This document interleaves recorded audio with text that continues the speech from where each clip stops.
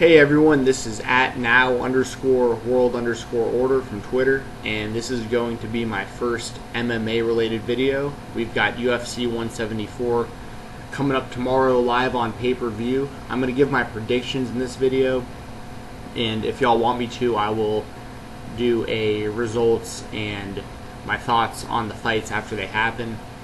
Just let me know, subscribe to this channel, and follow me on Twitter @now_world_order. My Twitter page is private, but I will accept your request, and feel free to direct message me questions or any other comments you've got on professional wrestling and or mixed martial arts. So I'm going to do UFC 174 predictions, and then I'm going to talk about some stuff from the world of mixed martial arts, mainly the UFC, and that'll be it. This should be a pretty quick video. Let's get right into the predictions. UFC 174, starting off with OSP taking on Ryan Jimmo. I'm not going to say a whole lot about this fight. I think it's an even matchup, and my gut tells me OSP is going to take it. It could go either way, but once again, I'm just going with my gut on this one. Should be a good fight, and will most likely be the opener of the show, I would think, of the main card, at least. So I got OSP beating Ryan Jimmo. Up next, we got former UFC heavyweight champion Andrei Arlovski taking on Brendan Schaub. I want to say light heavyweight because he looks like he should be fighting light heavyweights like Anthony Johnson, who he recently lost to outside of the UFC. I hope this is a good return for Arlovski. I've been a fan of his for a long time, but him taking on Brendan Schaub, a guy who's young and hungry, and he's beaten, a legend like Mirko Cro Cop in the past, who's actually at one point was my favorite fighter on the planet. I used to love Cro Cop. You can tell by the Pride shirt, I was a big fan. But, Brendan Schaub also got knocked out by Antonio Rodrigo Nogueira, but that was also in Brazil, and Nogueira was pretty jacked up for that one. That being said, I think Arlovski's, although he always has good takedown defense, I think if Schaub wants to take this to the ground, he can, but I don't think there's going to be a whole lot of need to.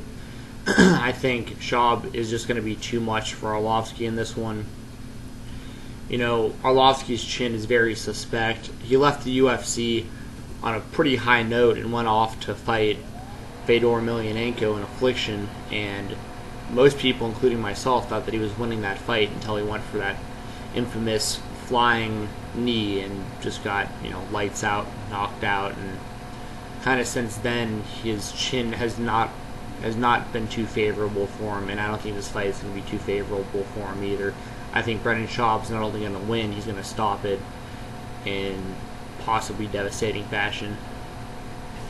But we'll see. I hope Arlovski has another good one last run in the UFC, but I just don't think it's going to be a good night for him against Brendan Schaub. So once again, I'm taking Brendan Schaub to beat Andrei Arlovski. Up next, we would have Ryan Bader versus Rafael Cavalcante. Another good matchup. The UFC and their matchmaking has been great lately. With Shelby and Joe Silva. Of course with Lorenzo Fertitta and Dana White looking over everything. They've done a great job, and I think this is a very even matchup. I think Ryan Bader is going to be too much for him. I think if he wants to, he can take down Cavalcante. I think standing, I think I'd give the edge to Cavalcante if it's me personally, but I think Bader, can hold his own on the feet as well. With Bader, we've seen him, get knocked out by Machida recently. We saw him get choked out by Tito Ortiz on his way out of the UFC. Tito's way out of the UFC. But we've also seen Bader fighting, number one contender fights with John Jones. So he's fought, the top of the top, and he's beaten Quentin Rampage Jackson. He's gotten big wins, but he also has some big losses that have set him back in his career. Cavalcante had a good run in Strikeforce. I just think it's going to be too much for Cavalcante. So I'm going to go ahead and say my official pick is Ryan Bader beating Rafael Cavalcante. Next, we got the co-main event, the headline fight. Rory McDonald taking on Tyron Woodley. Once again, a good matchup. And I saw a article, or read an article rather, by Luke Thomas earlier today with his predictions, and I thought he made a very interesting point, and this is something I want to talk about too, and I want to get some discussion on here on YouTube or on my Twitter page, because his mindset was this being a 3-round fight is going to favor Woodley because he can most likely do enough in the first 2 rounds to coast in the third and win a decision over McDonald, with it just being 3 rounds. If this was a 5-round fight, you'd favor McDonald because he could probably weather the storm, turn it up, and take the last few rounds or win deep when Woodley is kind of gassing out. Let's talk about that.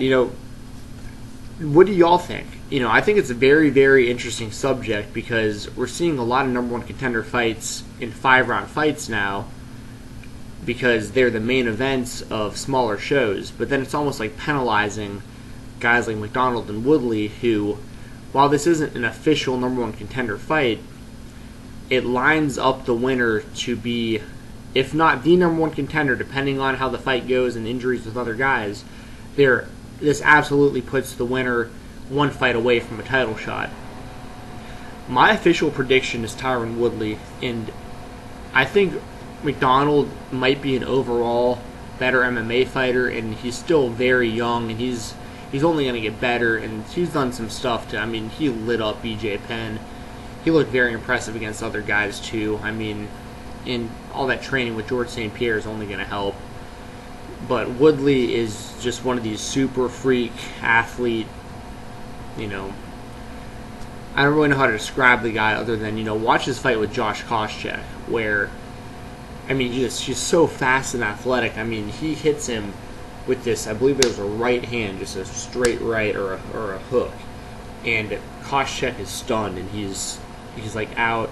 And he, on his fall down, Woodley just 1-2, 2 more for good measure, and it was so fast when it all happened.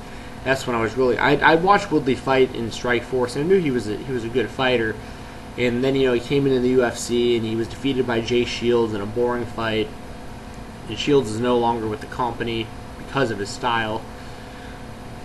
And man, Woodley's just a beast. And Woodley's also a guy who has been pretty much calling out that he believes he's the number 1 contender with a win, even though we know that there's, the Matt Brown-Robbie Lawler fight around the corner, and that will absolutely crown the number 1 contender. I don't care what anyone says. Those 2 guys absolutely deserve a title shot, whoever wins that one. And even the loser of that one, I still put just slightly higher than these 2 on the list, mainly because, I would have liked to see Matt Brown get a title shot, but I understand why he doesn't get one right now. I get the reasoning. That all being said, Tyron Woodley, I'm going to say Tyron Woodley is going to beat Rory McDonald, but either way, the winner of this fight is very, very close to a title shot. And then, last but definitely not least, we've got the main event, which is Demetrius Johnson taking on Ali Bogdatanov. I just think Demetrius Mighty Mouse Johnson is too well-rounded. I don't think there's any area of mixed martial arts that Bogdatanov is going to be able to neutralize Mighty Mouse. And we've seen Demetrius in hot water in his fight with Ian McCall, Uncle Creepy. That was a 3-rounder. Shouldn't have been, but that's a whole other controversy and video in itself.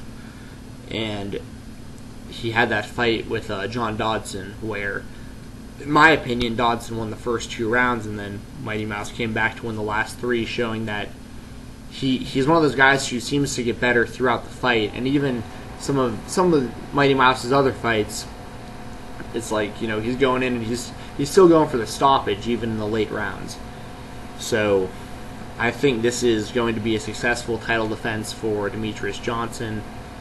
That flyweight title, it's been a lot of fun to watch. There's 125 pounders that have been bringing it, and that's a weight class that is slowly but surely becoming one of the more entertaining weight classes. And this is the first time that they're going to have this belt defended on as the main event of a pay-per-view, I believe, too, because they've been having Johnson on free television on those Fox cards and stuff. So this is a big fight for the lower weight class guys, too. It proves that they're draws, and, only cooler things are going to happen. We're going to get the 115-pound strawweight women soon. It just goes to show you that there's a lot of talented fighters in the world from all the weights, and UFC is going to make sure they showcase all the fighters that should be. So once again, we've got Demetrius Johnson beating Ali Bagatano. So just for the record, for the win, I've got OSP, Brendan Schaub, Ryan Bader, Tyron Woodley, and Demetrius Mighty Mouse Johnson. So those are my official UFC 174 predictions. This is a few more things from the world of MMA. Just want to talk a second about this stuff that's been going on with Wanderlei Silva, Chael Sonnen, and Vitor Belfort, and this whole TRT thing. Supposedly, according to Chael Sonnen, Wanderlei Silva literally ran away from his random drug test a few weeks back. Wanderlei hasn't necessarily been proven that he didn't run, but it's all gray. But the bottom line is this: he didn't take his drug test, and as far as I'm concerned, being a fan of Pride, obviously I watched him for a long time, and I'm going to say this completely non-biased, whether I'm a fan of his or not. If you do not take the drug test, you fail. That's how I see it. That's just as bad as pissing hot, not taking it at all. That's an admission of guilt in my book. So the crazy thing, Chael Sonnen, who I'm a massive fan of, he fails his test for banned substances. Not illegal substances, but banned substances. And this is why it's such a weird gray area, because Chael Sonnen had exemptions to be on testosterone replacement, which is no longer legal in the UFC or by state commissions, and because he can no longer take testosterone replacement, he had to wean himself off using these substances so that he could healthily get off of testosterone replacement. He also says that his family life was kind of in jeopardy because he was having a hard time impregnating his wife without this medication, and in his opinion, family is always going to come first over fighting. So Chael Sonnen officially retired from mixed martial arts competition, which I understand too. It's one of those things where if you can't pass their drug test, no matter what the rules are, you need to find something else to do. And luckily for Sonnen, he already has something else to do. He's part of Fox Sports 1. I'm sure he's going to do a lot of stuff with Fox in the future. He's got a long, successful career ahead of him in broadcasting. So I don't feel bad for the guy. He failed his test. He owned up to it. He even told them about a substance that didn't show up on his test that he was taking, just so they knew everything he was on. And while all this was happening, Vitor Belfort, who was supposed to be the replacement for Wanderlei Silva to fight Chael Sonnen, he's kind of in the same type situation where he recently failed the test for testosterone replacement. It was random, and very much like Sonnen's, and I'm sure like whatever was going on with Silva, his might have been steroids. We don't really know, but Belfort will not be going in front of the commission at the same time as Sonnen and Silva to get his license from the Nevada State Athletic Commission. So Belfort will not be fighting on July 5th, and obviously Sonnen won't because he's now retired, and Silva won't because he did not take his drug test. So let me know what you guys think about this TRT thing. My opinion is I don't think testosterone replacement should be allowed in the UFC. I think if your body, for whatever reason, whether it's age or substance abuse in the past, I think that across the board you should not be allowed to take it and fight. I think you're kind of playing God in that scenario, and a guy like Dan Henderson, as much as I love Dan Henderson, he's probably my all-time favorite fighter. He's one of them. Nick Diaz is one of them as well. I've got a few guys that I've followed for a long time that are my faves, but a guy like Dan Henderson at 40-something years old, testosterone or not, he just shouldn't be able to fight like he's 19, just like any other sport. And I would, as a fan, I want to see these guys fight as long as they possibly can. But, if Dan Henderson could be 40-something years old and not be on anything, and he can still perform at the level he does, that's awesome. And I think he must be, because he's still fighting and he's not on testosterone replacement anymore. So that's just kind of my thoughts on that. Let me know what y'all think, and I could do a more in-depth video about that stuff if you guys want me to also. The last thing I'm going to talk about is supposedly Anderson Silva. He's cleared to come back. He could come back this year, but he's most likely going to make his return beginning of 2015. And an opponent he's shown interest in is Nick Diaz. Nick Diaz is currently retired from the UFC, aka, George beat him in a way that he thought was lame. He has not been offered immediate title shot since, and unless he gets a big fight or a title shot, he's going to sit at home because he just feels like he has no other reason to fight at this point in his career. I'm not going to say I agree or disagree with that. I think that the guy is wasting some of the best years of his career, and he is my favorite fighter to watch, so I'm going to be biased there. Whether or not I necessarily agree with all of his antics or the way he carries himself, I think that Nick Diaz in the octagon is the most entertaining fighter to watch, whether it's an octagon or a ring. And I would absolutely love a Nick Diaz versus Anderson Silva fight. I would assume it'd be at middleweight at 185, which would not be a problem for Diaz. Obviously, he wouldn't have to cut weight or nearly as much weight to make 185 versus the 170 he has been fighting at. And this would be a big fight for Anderson too. He can come back, because anything other than a title shot at this point for Anderson or a big-time fight, he's in kind of the same boat as Diaz, where there's nothing left to prove, but there's no point in having Anderson Silva come back and fight a guy who isn't a contender or like a gatekeeper or something like that. Nick Diaz with a win over Anderson Silva could revitalize his career, and I could see him being right back in the discussion for title shots if he does beat Anderson, whether it's at 185 or 170. And then Anderson with the win over Diaz. Diaz is still credible enough that it'd do the same for Anderson. If Anderson were to beat Nick Diaz, Anderson's once again looked at like, oh, wait a second, he's still got it. Maybe we give him another shot at the title based on what he did in his career thus far. And a loss by either guy doesn't hurt their legacy, in my opinion. If Anderson loses to Nick Diaz or vice versa, you lost to Nick Diaz, no big deal. Or you lost to Anderson Silva, no big deal. You know what I mean? Like, I see it as a win-win, and it's something that Dana White has already said that he's interested in doing, and I hope he does. So that's another thing. On here, comment, let me know what you think about a possible Nick Diaz versus Anderson Silva. Give me your predictions on UFC 174, and let me know what you think about this whole Vanderlei Silva, Chael Sonnen, and Vitor Belfort TRT craziness.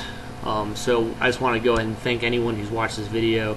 Anyone who's watched all my other videos, check them out. I got the Seth Rollins turns heel on the Shield video if you like pro wrestling. And I got a Raw review from last week if you like pro wrestling. I also have my top 20 WWE prospects list if you like pro wrestling. And a couple of those names were actually released a couple days ago. So either they're long-term future prospects or I missed a couple on that one. So, once again, please subscribe to this channel. Check me out on Twitter at NOW_WORLD_ORDER. Direct message me questions. Send me questions here. Send me questions on Twitter. Y'all take care. Take it easy.